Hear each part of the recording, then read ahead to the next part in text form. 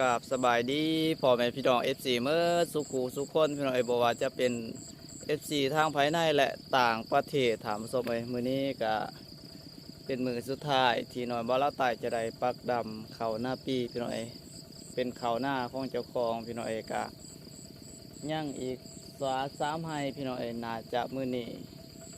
จะได้สำเร็จพี่น้องเนื่องจากว่ากะก็ยังลายพี่น้องก็เลยเข้ากับดำบนใดมันวางพี่น้องเฮากะสิได้ดำบนใดมันบ่วางมันกะเฮากะสิวางป้าไว้พี่น้องเพื่อว่าเฮาสิได้กะได้พี่น้องถ้าว่ามันเบิดแล้วเฮาก็จึงไทยจึงดำใหม่พี่น้องกะประมาณนี้พี่น้องกะดำหน้าประมาณ2 มือครึ่งพี่น้องกะถือว่าสำเร็จตามส้มกะถือว่าก็ได้ใส่จ่ายและพี่น้องก็ใส่เงินค่ำและในการหาให้งานคนมาสวยให้งานเฮาเองพี่น้องถ้าว่ามีแต่เฮาเฮ็ดมีแต่เฮาดำคนเดียวหรือว่ามีแต่ครอบครัวเฮาดำมันก็สิบ่แล้วง่ายบ่ไหวได้พี่น้องก็เลยแบบว่าเอาให้งานจากแหล่งอื่นมาสวยพี่น้องมาดำสวยหรือว่าเอาเงินมาสวยพี่น้องก็ประมาณนี้พี่น้องก็มื้อนี้นอนบ่ละไตกับศาลาเพิ่นได้ดำแต่2 คนพี่น้องก็บ่ฮู้ว่าสิแล้วจักโมงพี่น้องก็บ่ฮู้ว่าสิสำเร็จแท้หรือบ่พี่น้องก็บอกก่อนว่ามื้อนี้เป็นมื้อสุดท้ายพี่น้องก็มาลุ้นเบิกน้ำกันพี่น้องว่าสิแล้วแท้หรือบ่ถามส้ม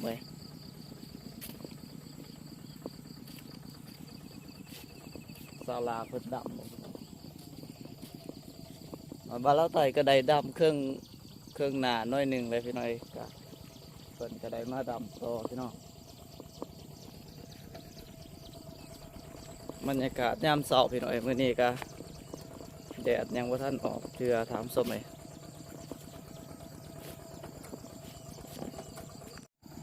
นี่แหละพี่น้อยกายังลายพี่น้อยเสียดายเฮาบ่มีเนื้อที่ในการที่จะปลูกที่จะดำบ่มีดินวางว่าสันซาพี่น้อยก็มีแต่ดินเขาทางนี้พี่น้อยยังวางดินเฮาก็เบิดแล้วพี่น้อยพุ่นหน้าก็บ่กว้างปานใดทำส้มพี่รวมๆทั้งหน้าลุงเฮาแล้วก็หน้าเอาเองก็ได้ทิศหนึ่งพี่น้อยดำขนาดว่าหาให้งานคนมาจากมาสวยทำส้มก็ยังว่าศักษะเลยพี่น้อยรู้สึกว่าเพียแห้งเมื่อยแห้งพี่น้อยเฮ็ดไห่เฮ็ดหน้าไถไห่ไถหน้ามันก็เมื่อยพี่น้อยก็มีดินใหม่หน้าใหม่พี่น้อยก็ไถมันก็เมื่อยได้ถามส้ม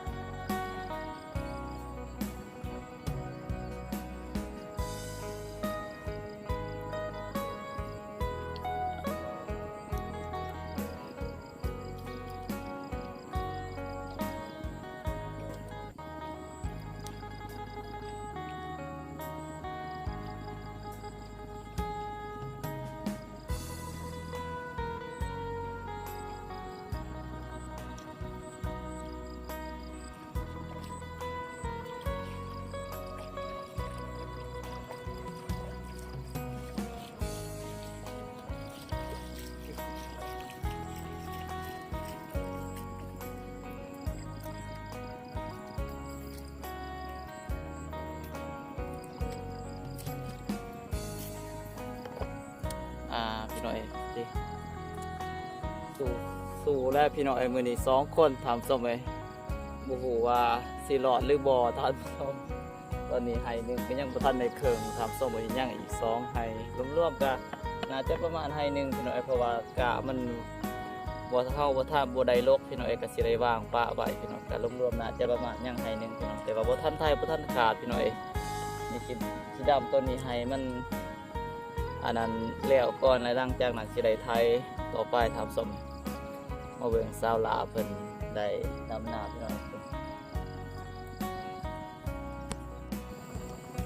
ไหวบ่พี่น้อยสาวลาเพิ่นดำนาพี่น้อยก็มั่วแต่เฮ็ดเวียกเฮ็ดงานพี่น้องถ่ายหายถ่ายหน้าพี่น้องหน่อยว่าเราไต่ก็บ่มีเวลาสิได้ถ่ายคลิปให้พี่ให้น้องได้มาเบิ่งมาส้มเท้าส้มไปเพราะว่าเฮาก็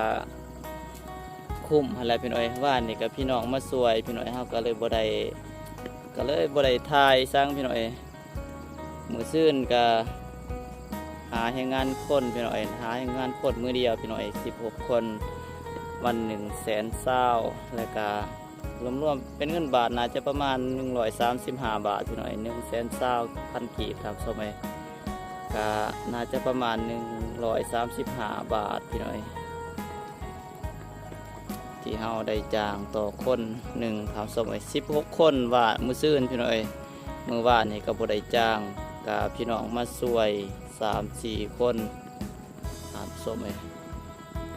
พี่น้องสำหรับคลิปนี้ก็สิได้ปิดก่อนพี่น้องก็มาบ่เล่าไต่ก็สิได้สู่กลมๆเงยๆบ่อนนี้อะไรพี่น้องดำไหดำนาคือเก่าพี่น้องฝากเขามาเป็นกำลังใจให้พวกเฮาเนี่ยเด้อพี่น้องฝากเขาติดตามมาส้มฝากเขามาเบิ่งมาส้มมาเป็นกำลังใจให้หน่อยบ่เล่าไต่และก็สาวลาเพิ่นพี่น้องคลิปหน้าพบกันใหม่พี่น้องสำหรับคลิปนี้ก็สบายดีพี่น้อง